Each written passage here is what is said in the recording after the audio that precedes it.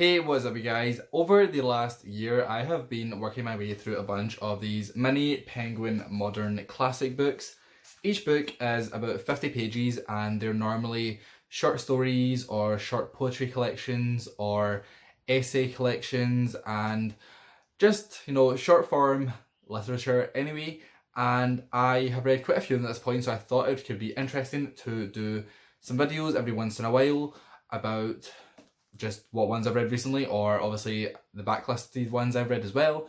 And now that I am almost finished reading all of the ones I physically own, I thought it was a good time to start. So in this video I'm going to review 5 different mini Penguin moderns. There are 15 in the collection like I said, but I have not been reading them in order, so the order that will be talked about in these videos are going to be pretty random. Like for example, they do have a number on the back of each of them saying 11, 14, 20, but I am just going to be reviewing them randomly in batches of whatever ones I have read. So if you enjoyed this video, please leave a like and please subscribe, and let's get started. The first book that I'm going to talk about is Fame by Andy Warhol. Andy Warhol is obviously a very famous painter, director, artist, all-round creative person who was especially prominent in the 1960s, and he is a key figure in the pop art movement. I'm sure everyone knows some of his art. I'll put some of it on the screen right now. It is very famous, and I actually have been to the Andy Warhol exhibition that was in Chicago and seen a lot of his stuff in person, which was pretty cool. But I'll actually include some pictures that I took myself as well. But yeah, so Fame is a short book broken up into 3 sections about love, beauty and fame, and it's just a bunch of his thoughts and witticisms and remarks on these topics. They are collected from a bunch of different sources, and I thought that overall it was interesting and pretty fun. I can definitely see a lot of the quotes that were in these being on like coffee mugs or posters. They're those type of quotes that, I think everyone would just find a little bit humorous. And there's nothing life-changing in these pages. There is nothing that really made me stop and like think on a deep level, but it was entertaining to read his different thoughts. Some of them definitely not the most PC, especially for 2021, but I enjoyed it overall, and I think that it was a really interesting little insight into the mind of such a creative and artistic person. The next book I'm going to talk about is The Distance of the Moon by Italo Calvino. Calvino was a writer that was born in Cuba but grew up in Italy, and this was my first exposure to his fiction writing. I have tried to read his non-fiction. I tried to read Why Read the Classics by him, and I actually spoke about it recently in my DNF'd Classics video. I just wasn't enjoying it because I didn't really know the books he was talking about, and it wasn't really what I was expecting. But I thought, I'll give his fiction a try with these little short stories. These are sci-fi stories that lean very heavily into the science. There is a lot of scientific terms, and it's all about like galaxies and stars and planets, and it blends like fantasy in with quite heavy science. It's a weird combination, and I just felt like there was a lot of words on these pages and none of them meant anything. Like blending such heavy science in with such like strong fantasy, it just did not work for my brain. Like I didn't really understand what was going on in them, and when I did understand, I just found it kind of boring. Like I'm not someone that especially cares about science. I'm not like scientifically minded. I've never really studied any science, but I don't know, like just something about the way that he was describing all this stuff was just boring to me. But I do think that his wordplay and his imagery was really strong. It just wasn't interesting, which is like a sad combination, because I can see why like some people would read this and think it is so beautiful, but for me I was like, I can appreciate it, but none of this means anything to me. It's just a bunch of words on a page. The next book, Daydream and Drunkenness of a Young Lady, was a collection of 3 short stories by Clarice Lispector. She was born in Ukraine but grew up in Brazil and is very well renowned. She is really popular, and I think she's known as like one of the greatest writers in like modern history from Brazil. But I did enjoy these 3 stories, so I think that her writing style is very dreamy and quite interesting and unique. I felt like it felt as if you were flowing in and out of consciousness in a way. The way that she would describe the scene and the feelings of the people in it, and everything about it was just like, it had a dreamy quality to it that I thought was really unique, and I did enjoy it for these short stories.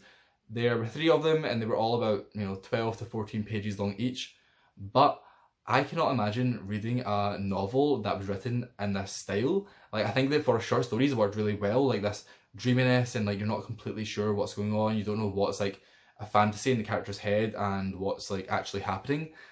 Like, it worked really well for 12 pages, but if I was going to read something that was, of 100 to 200 pages, I don't think I could in this writing style. So I'm not sure if this is how she writes all the time, but for me, in my taste, like, I did enjoy this short story collection, and I definitely would recommend this one, but I just cannot imagine reading like a longer form prose in this way. So I think it would be interesting, if you have read any of her longer stuff, definitely let me know if this is how she writes and that as well, because I do want to try some of it, I think, just because I am quite intrigued by these short stories. But I definitely think that if you're interested in Clarice Lispector and her writing, this is definitely a good place to start, because I enjoyed these 3 stories, and it will be interesting to see if this is a reflection of her longer prose. Next, I read Madame du Defund and the Idiots by Javier Marias, who is a Spanish writer, and I'm sorry, I will be looking down a few times in my notes for this one, just because there is quite a few names to remember. But this was a collection of 5 short biographies of famous people, and I was not expecting to enjoy this once I realised that's what it was, because biographies to me just like aren't super interesting. Like, I do, enjoy reading the occasional personal life section on a Wikipedia page, but in general, like, I like autobiographies that are like audiobooks, like for example Michelle Obama and Barack Obama. I really enjoyed both of theirs because they read it themselves on audiobook. But when it comes to actually like reading a biography, I was like, okay, I'm not in history class, why would I want to?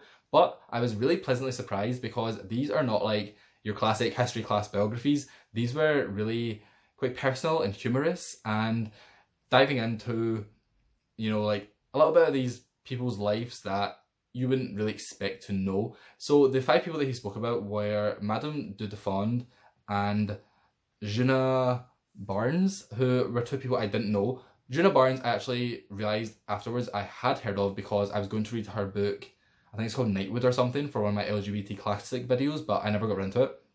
But Madame du Defund I just never heard of. But pleasantly, to my surprise, he also spoke about Oscar Wilde, Emily Bronte and Vladimir Nabokov, who are 3 writers I really like. Oscar Wilde, I just think had such an interesting and tragic life. Emily Bronte, as you all know, like before I was in a Sylvia Plath phase, I went through a big Bronte phase last year, 2019, 2020. I was in like a huge Bronte phase. I read all their books, like I was really obsessed with them for a while. So, always interested to read a little bit more about one of them. And then Vladimir Nabokov, sorry. I love Lolita, it's one of my favourite books of all time. So I just loved like hearing a little bit about their lives from his perspective and his writing style, which again I think was quite humorous and creative, and not like your classic biography. Like, I don't think you could quote these biographies in like an academic essay or anything like that, but for what they were, I thought they were really entertaining, and I was pleasantly surprised by how much I actually enjoyed this. The final book I'm going to talk about in this video was The Dialogue of Two Snails by Federico Garcia Lorca. I hope I said that right. And he was a Spanish poet who I actually have heard of before. He is known as one of Spain's greatest poets of the 20th century. And someone asked me if I was going to talk about him in my LGBT classics videos, but I decided not to really cover poetry in it, because I struggle to give like in-depth thoughts or analysis on poetry, because it's just like not what I'm used to, and I'm not really educated in it. But I really enjoyed this collection.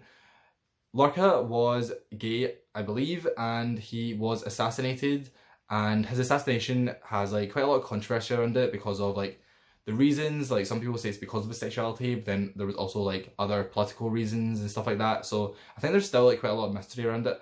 But anyway, I really enjoyed The Dialogue of Two Snails. It was just a short poetry collection, and my favourite one was The Encounters of an Adventurous Snail. And the imagery in this one, which was so interesting to me because it's not something that normally comes to mind. Like, I don't really think of like adaptations really when I'm reading a book that I've not already seen the movie of, for example. But when I was reading this, the imagery really stood out to me as being something that would work well in a Pixar short, and I think you'd have to read it for yourself to understand what I'm saying, but just like the wordplay and the imagery and like the snails, I don't know, just everything about it really stood out to me. I was like, this could be like such a cute, like well animated Pixar short. I don't know. I just thought it was an interesting like observation that I made when I was reading, and the rest of the collection as well I really enjoyed, so I would definitely be interested in reading more of his work in the future, because this one was really great and really intrigued me to read more by him. So those were 5 short reviews of many Penguin modern classics. If you enjoyed this video, please leave a like and let me know your thoughts on any of these books if you've read them, or any of these authors if you read other work by them. And, you know, just any thoughts at all, I'd love to hear them down below in the comments. If you're not subscribed already, please hit that subscribe button and let me know if you'll be interested in more of these videos, because I have read quite a lot of these at this point and I plan on reading more in the future. So I could do a whole series talking about, you know, 5 books at a time in this collection if people are interested in it. And thank you so much for watching. I will see you in my next video.